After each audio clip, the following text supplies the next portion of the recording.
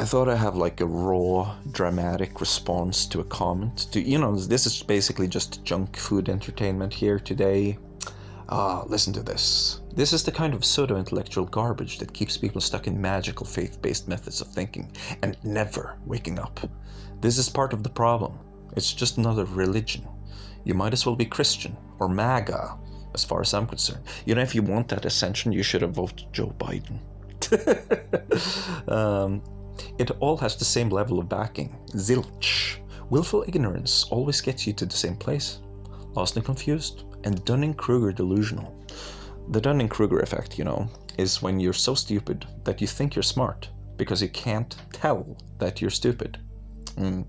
This trains you to think logically, making you more susceptible to woo-woo tricks and general conmanship in the future. Wouldn't you rather have a strong grasp on reality, be a grounded person, and thus be most prepared to achieve the outcomes you desire? That's like one tool. The situation here changes and it can change very rapidly. You gotta have multiple tools. I also use that, playing with a full deck of cards, so to speak. Yeah, by just doing that one thing. Yeah, no, that's a horrible idea. The brand of junk that is peddled on this channel will not help you get there. Good luck, random reader. I love you, and I wish you all the best on your spiritual, philosophical, and intellectual journey. So, if you want to ascend, what's the best thing to do is just root yourself really deep into the ground and just hold on. Just hold on to that ground. That's how you act if you want to ascend. This is actually a very interesting question, because most monks who ordain renounce reality as cyclical suffering. Like, maybe copy this and ask Lama Trollan, English monk, or Hillside Hermitage, just get off my channel, dude. I'm really not interested in playing semantic mind game apologetics or simply appealing to authority. I have talked to people about this before, and no matter how enlightened the guru, they never have an answer, because I'm talking about truth, evidence, reality outside your imagination, and they all just want to play apologetic word games to avoid cognitive dissonance. Seriously, all they are doing is meditating to feel good. Everything else is religious added on. Seriously, just meditate, or just smoke some weed and chill. Learn to be a more present person, and there are a lot of ways to get there without completely ruining your ability to interpret reality. I humbly replied, yeah, you do not have a chance to confirm this without first-hand experience, because I was kinda suspicious that this guy doesn't want to put in the work. To what are you referring? How about the volumes of videos with methods and observations so that you can go and compare and try yourself if you put in the work? Confirm what? That's what evidence and science is for. It's humanity's collective effort to rigorously discern the nature of reality. It's been proven over and over that these methods of working together to collect evidence work much better, get actual results that translate onto reality, with real understanding that gurus sitting alone, thinking endlessly, never actually achieve deeper insight into reality, only into their own imaginations. Yeah, but it's like your science right now is very context dependent.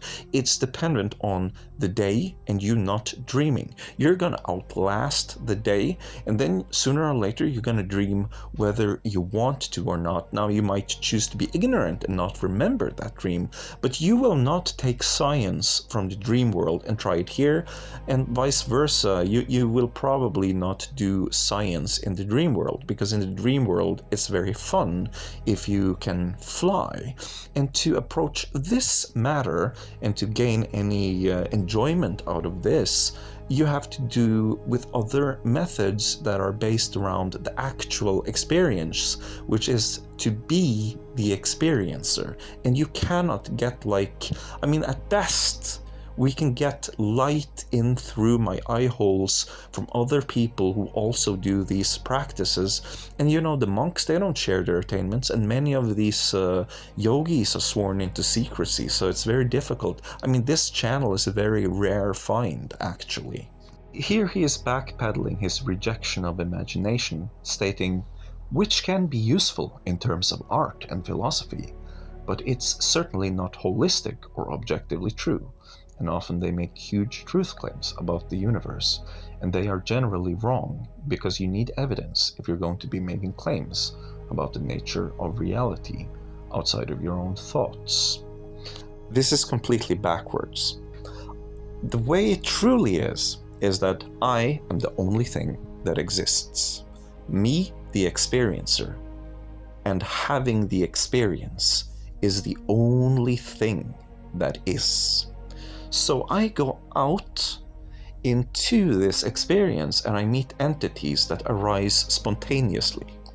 And we observe together water freezing at 0 Celsius temperature. Then we have a conversation about it.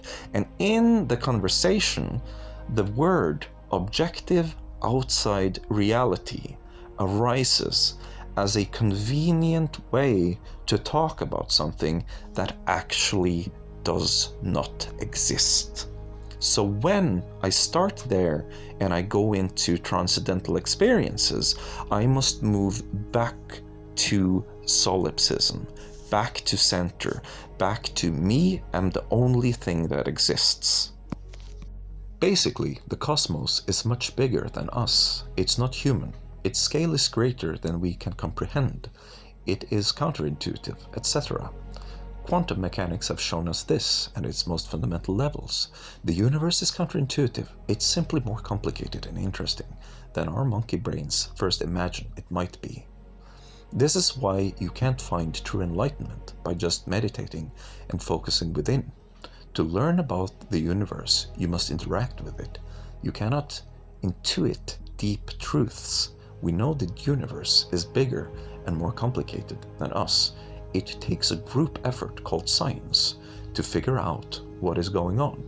You will never be able to figure it out based on trying to suss out the vibe of reality and then just believing whatever feels right. Okay, so basically this comment, the experiencer had a experience and I swallowed it hook, line, and sinker. You can do that with virtual reality. Yeah, I don't even need you to be a three-dimensional being. I just need you to have 2 observation holes and then 2 screens with a 2D image that is slightly different so that we get depth perception, and you will believe absolutely everything, hook, line, and sinker, that you're experiencing through these 2 screens, especially if you have also other senses that are being stimulated. But that can be very easily achieved. You have those experiments with that rubber hand where they completely believe that rubber hand is theirs because when they touch their hand, they touch their rubber hand that they see and is being made to believe is theirs. And this is how when they hurt the rubber hand, they pull back in fear. Oh my God, they're going to smash my hand with a hammer, but they're smashing the rubber hand. The gap between us is too far. You should unsubscribe and follow Adeptus Psychonautica instead. That way, you will have help from his videos to take very profound experiences and figure out exactly why it is just an expression of something normal, mundane, boring, in your life. Like you do DMT. And by the way, I had a guy who did this and he was faced with death. He told me when he came back, it was like I died and then I came back to life, that experience. That must have been very intense. So you go through all that, you die, you go into a different dimension. In this dimension, there are different rules. It could be a hive mind that is also part of your environment. So you must be happy or the buildings collapse. It can be very very different, just very completely alien, you know. You sit there, it's like, wow, this is completely unknown territory. I almost feel like I shouldn't be here. It kind of makes you nervous. Then after this objective, reality-shattering experience, realize it is just a whim of the fact that you need to be more positive, because your negativity makes you forget to throw out the trash or something mundane like that. You know, so it's Wednesday, you gotta throw out the trash, man.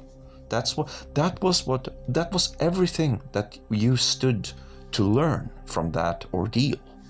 And then you can finally enjoy trash bags that are thrown out on time, and your quality of life in this mundane existence improves by exactly that, which shows that you're a master and you were able to take back, truly take back that knowledge. Because look at you, you're actually improving because you're taking out the trash and your trash bags are not too full, and that's in real life. And that's something you learned because you did it the right way.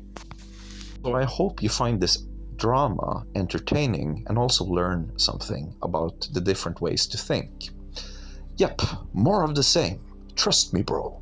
I felt it on a drug trip. Drugs alter the way you feel and think chemically. That's just how they make you feel.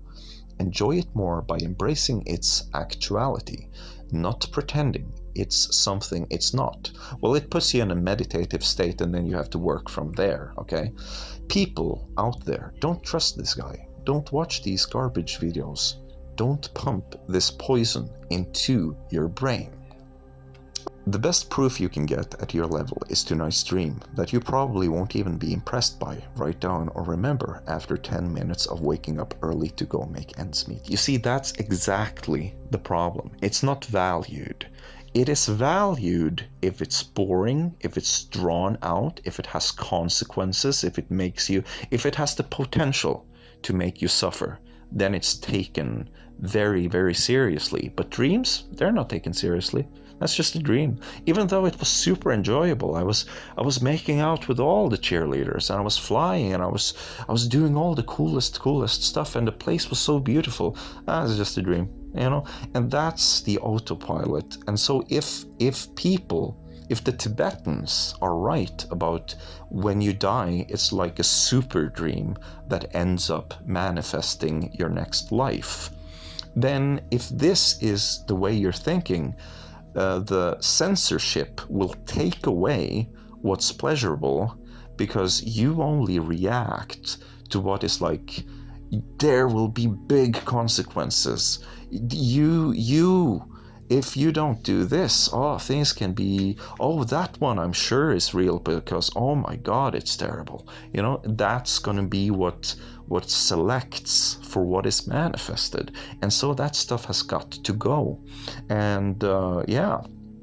But it's also a problem with this leap of faith that makes it hard to take your practice seriously. And that's why so many shamans, so many spiritual people really recommend ayahuasca and these kinds of things, you know, because they don't want you to get stuck in not having faith. But in the beginning, your effects will not be that great. But if you look at the dream where you even have great effects, still it's hard for you to change your life and turn it around. And still you have to understand that you mustn't be afraid to get down on that floor, sit cross-legged and get your hands in the mud, you know, because you gotta, the only way to learn to swim is to swim. You cannot learn that thing from a book.